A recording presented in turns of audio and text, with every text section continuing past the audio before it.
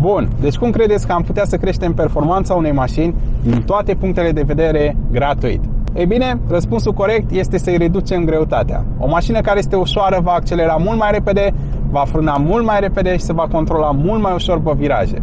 Eu acum merg la un prieten, vreau să cântăresc un pic mașina să văd ce greutate are de fabrică, iar apoi o să mă întorc acasă și o să vă arăt exact ce o să dau jos de pe mașină și care sunt punctele cheie de unde putem scădea greutate. Și bineînțeles, la sfârșit vreau să merg să testez un pic mașina, să vedem dacă am reușit să îmbunătățim cât de cât performanțele sau nu.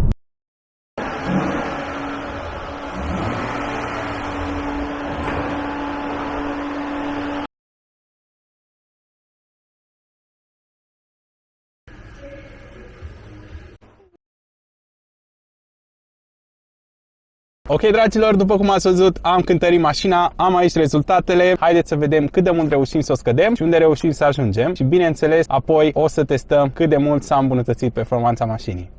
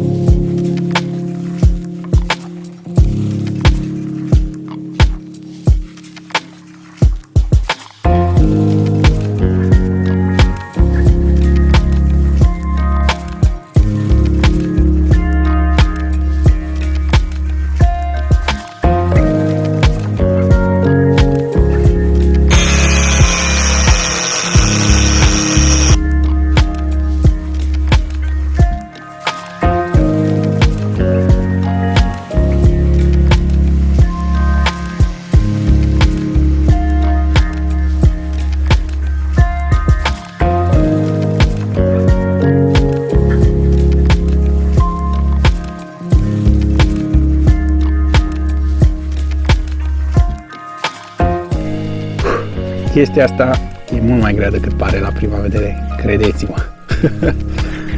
Jesus. Am scos tot ce era în spate, iar acum mă chinui să dau jos tot antifonarea asta și tot ce însemna mocheta care era în mașină. După cum vedeți, este foarte, foarte groasă și credeți-mă, foarte grea. Bun, în mare am cam terminat, așa arată acum interiorul. Am scos aproape toată mocheta, am scos scaune, am scos banchetă, am scos majoritatea trimurilor, am scos cam tot ce era de scos. Mai am câteva chestii și apoi putem ieși cu mașina în teste. Chiar sunt curios să văd cum se va simți fără toată greutatea asta pe care am dat-o jos. Haideți să vă arăt grămada de chestii care am dat-o jos. Se poate vedea aici, este o grămadă imensă de chestii care au fost eliminate. Nu am lăsat decât strictul necesar și atât. Primele impresii după ce am ușurat mașina. Deci mașina este mult mai stabilă pe frânare, în curbe se așează mult mai bine, îți dă o senzație de stabilitate mult mai mare, ai un feedback crescut și simți un pic cam unde începe și unde se termină aderența. Răspunsul la accelerație parcă e un pic mai vioi. Și îmi place foarte tare faptul că acum sunetul e mult mai pronunțat înăuntru. Se aude mult mai tare și mult mai fain. Deci chiar e ce trebuie. Per total, cred că am dat jos undeva la 200 de kg de pe mașină, adică n-am apucat să o cântăresc.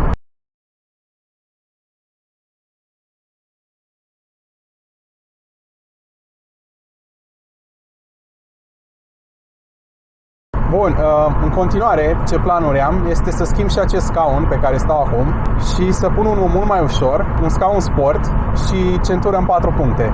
Este o mișcare firească și ceva ce cred că oricine ar trebui să facă, mai ales dacă o apucă pe drumul ăsta.